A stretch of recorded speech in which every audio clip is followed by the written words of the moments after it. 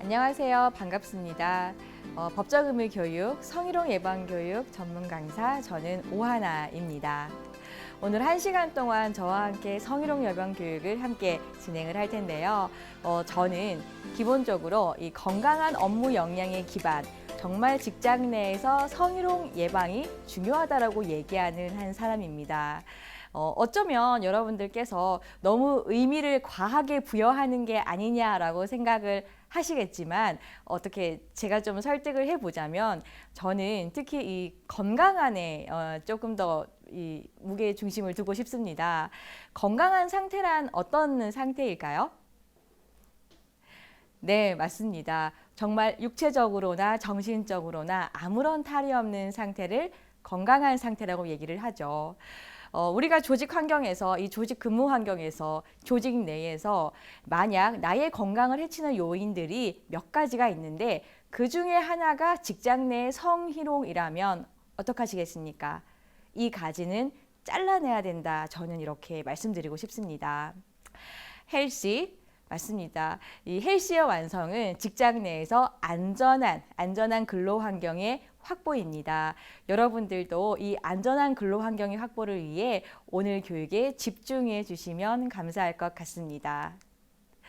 그럼 본격적으로 교육을 시작을 한번 해볼까요? 그 중에 화면 한번 보시면 이 세 가지를 꼭 지켜주셔야 됩니다. 바로 첫 번째, 안전한 근로 환경의 조성을 위해 우리가 얼마나 애를 쓰고 있는가. 두 번째, 안전한 근로 환경에 대한 관심이 얼마나 있는가. 그리고 세 번째, 안전한 근로 환경에서의 인식 개선 의지가 얼마나 절실히 요구되고 있는가. 이 세 가지를 중점으로 오늘 교육 시작하도록 하겠습니다. 법정 용어인 성 관련된 단어부터 정리를 하는 게 맞겠죠? 네, 화면으로 퀴즈를 풀어보면서 법정 용어 정리해 보도록 하겠습니다. 네, 화면에 나와 있는 숫자 1번 성폭행, 2번 성추행, 3번 성희롱, 4번 성차별입니다. 제가 질문 하나 드릴게요. 성별로 인한 차별, 남성이나 여성이란 이유만으로 받는 차별. 바로 이것은 보기 4개 중에서 어떤 단어를 뜻하는 걸까요? 맞습니다. 바로 성차별입니다. 그렇다면 두 번째, 상대편의 의사에 관계없이 성적으로 수치심을 주는 말이나 행동. 이건 무엇을 뜻하는 단어일까요? 맞습니다. 이게 바로 성희롱이죠. 그리고 상대편의 의사에 관계없이 성적 만족을 얻기 위하여 물리적으로 신체 접촉을 가하는 행동. 무엇일까요? 네, 맞습니다. 바로 성추행입니다. 그리고 상대방의 동의 없이 성관계를 강요하는 것, 강간 미수를 포함한 이것을 바로 성폭행이라고 하죠. 성차별, 성희롱, 성추행, 성폭행 다들 비슷한 라임이긴 하지만 안에 내포되어 있는 뜻은 다릅니다. 성차별부터 성폭행까지 단어를 나열해 봤더니 조금 센스 있으시는 분들은 비슷한 문구가 자꾸 중간중간에 들어간다라고 하는 게 눈에 딱 보이셨을 겁니다. 바로 어떤 단어였죠? 네, 맞습니다. 상대방의 동의 없이 이러한 맥락의 문구가 계속 들어가죠. 법에서는 이 상대방의 동의에 대해서 정말 비중 있게 보고 있는데요. 고급진 단어로 이야기할까요? 바로 여러분 많이 들어보셨을 겁니다. 자기결정권입니다. 이 자기결정권에서 특히 어떠한 증거가 가장 남기 어려운, 증거가 가장 남지 않을 확률이 높은 바로 그것이 무엇이냐? 오늘 배울 이 성희롱입니다. 예를 들어 볼게요. 여러분들께서 이렇게 길을 가고 있었어요.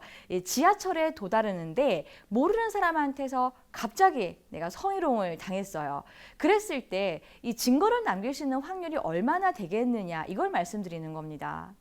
지하철 1번 출구에서 내가 15분 뒤에 청각적 성희롱을 당할 것 같으니까 미리 딱 녹음 같은 걸 준비를 해서 당하는 것을 다 증거 확보해야지 하고 당하는 사람은 없다라는 거죠. 이 한 번에 갑작스럽게 나에게 찾아온 여러 가지 유형의 성희롱은 증거를 남기기가 힘들기 때문에 이 직장 내에서만큼은 이러한 일들을 정말 방지하자. 행여나 성 관련된 어떠한 불편한 일이 있으면 이것을 예방하자는 취지로 만든 교육이 지금의 직장 내 성희롱 예방 교육입니다. 좀 바꿔 얘기하면 만약 직장이 아니라 일상생활에서 내가 갑자기 성희롱을 당했어요. 성추행을 당했어요. 그래도 성추행은 좀 CCTV가 있고 그러면 누군가 목격자가 있고 그러면 또 흔적이 있으면은 찾을 수 있을 텐데 정말 이 성희롱은 힘들거든요. 그랬을 경우에 직장 내 성희롱으로 좀 어떻게 처벌 안 될까요? 많이들 물어보십니다. 직장 내 성희롱이지 않습니까? 안타깝게도 일상생활에서는 그렇게 보호받지는 못하고 있습니다. 좀 개인적으로 이제 민법으로 해서 좀 처리를 하셔야 하는데 이 직장 내 성희롱은 직장 내에서만 좀 적용이 된다는 사실 알고 계시면 좋을 것 같고요. 매일 가는 슈퍼집 사장님에게 혹은 매일 가는 뭐 음식점 사장님에게 아는 지인에게 내가 어떠한 성희롱을 당했다고 하더라도 글쎄요, 이것은 좀 법의 보호를 받는 게 어렵습니다. 차라리 명예훼손죄나 모욕죄 같은 경우로 어떠한 좀 액션을 취하시는 게 나을 수도 있는데 이 법에서는 명예훼손죄와 모욕죄마저도 좀 제3자가 앞에 있는 가운데서 이러한 일이 발생되었을 경우가 성립이 되기 때문에 참 이게 사각지대가 많다라는 것을 알고 계셨으면 좋겠어요. 그래서 이 교육과 더불어 개개인의 어떠한 성인지 감수성을 키우려고 하는 게 또 이 교육의 숨은 취지다라고 말씀을 드릴 수가 있는데요. 남녀고용평등과 일가정 양립지원에 관한 법률로서 법에서는 명확하게 이야기를 하고 있습니다. 사업주, 상급자 또는 근로자가 직장 내의 지위를 이용하거나 업무와 관련해서 다른 근로자에게 성적 언동 등으로 굴욕감 또는 혐오감을 느끼게 하거나 성적 언동 또는 그 밖의 요구 등에 따르지 아니하였다는 이유로서 근로조건 및 고용에서 불이익을 주는 것을 말합니다. 그리고 남녀고용평등 일가정 양립 지원에 관한 법률에서는 사업주, 상급자 또는 근로자는 절대 직장 내 성희롱을 하여서는 아니 된다라고 명시하고 있습니다. 그럼 어떤 유형의 성희롱이 있는지 우리가 알아볼 필요가 있겠죠. 알고 계시겠지만 정리하는 차원에서 언급을 하도록 하겠습니다. 자, 첫 번째, 육체적 성희롱입니다. 육체적 성희롱이라고 하면 여러 가지가 있겠지만 아무래도 이 신체와 신체가 접촉하는 육체적 성희롱으로서 이미 육체적 성희롱은 어쩌면 일반적인 성희롱보다 수위가 조금 높죠. 그리고 육체적 성희롱이 성립이 된다면 이것은 어쩌면 성추행으로 발전될 가능성이 굉장히 높습니다. 고용노동부에서 이야기를 하기를 이 테이블 밑에서 다리를 탁탁탁 치는 것, 그리고 뭐 어떠한 좀 다른 목적을 두고 스킨십을 요구하는 모든 행동을 육체적 성희롱이라고 이야기를 하고 있는데요.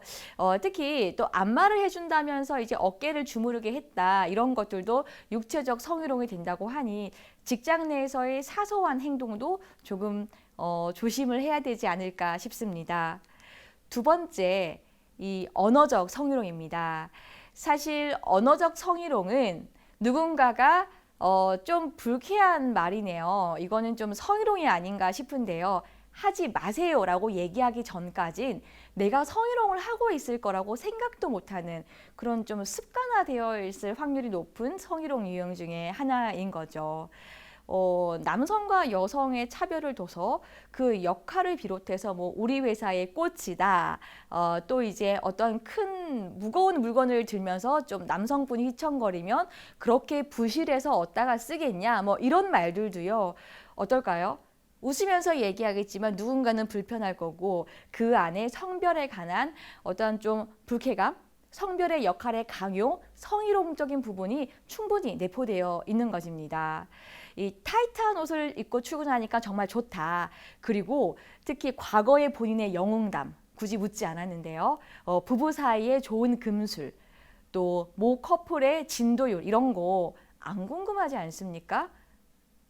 뭔가 좀 사적인 이야기를 물어보는 것도 언어적 성희롱이 될 수 있고요. 물어보지 않았는데도 굳이 이야기하는 것도 언어적 성희롱이 될 수 있습니다.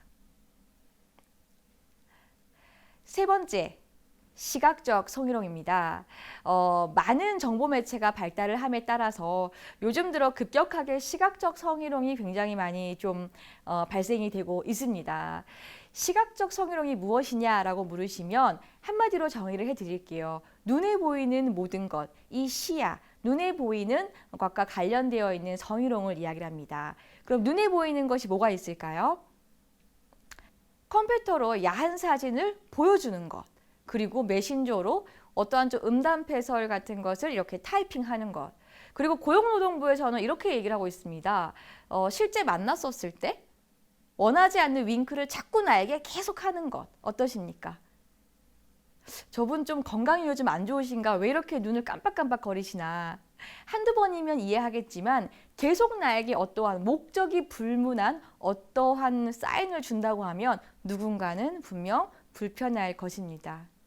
몇 가지의 사례를 살펴보면서 여러분들 이 생각이 좀 드셨을 겁니다. 이성에게만 어떠한 성적인 이야기를 하는 것이 성희롱이구나. 아니죠. 이성뿐만이 아니라 남성이 남성에게 그리고 여성이 여성에게 동성 간에도 상당한 성희롱은 발생하고 있습니다. 우리가 인식하지 못했을 뿐인데요. 어떠한 성인지 감수성을 좀 높여서 한번 잘 관찰해 보신다면 정말 남성끼리도 그리고 여성끼리도 참 우리나라가 남탕 문화와 여탕 문화, 우리끼리의 문화가 좀 색깔이 강하긴 하구나를 좀 체감하시게 될 것 같습니다. 남자, 우리끼리라는 것을 예를 들어서 그리고 여자, 우리끼리라고 예를 들어서 뭔가 좀 허용되는 이러한 분위기는 누군가 불편할 수 있다. 기억해 주시길 바랍니다. 직장 내 성희롱의 성립 요건입니다.